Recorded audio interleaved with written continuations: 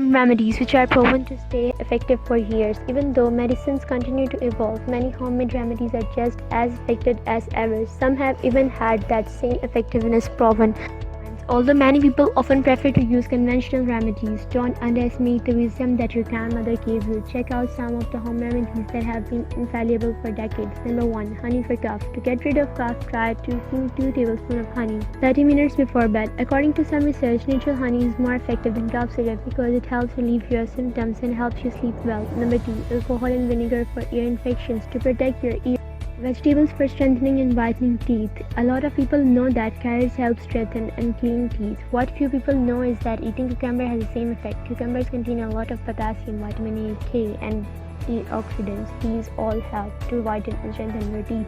Number 4. Gargling with cold water. Experts found that people who gargle using only cold water decreases their risk of getting a cold by up to 3 times over those people who don't gargle. Number 5. Ice pack for migraine. This method was first described in 1849. The ice pack on the back of the neck relieves some pain that can lead to a migraine. Number 6. Baking soda and vinegar foot bath. Soaking your feet in water mixed with baking soda and vinegar is an effective remedy to eliminate fungus on the feet.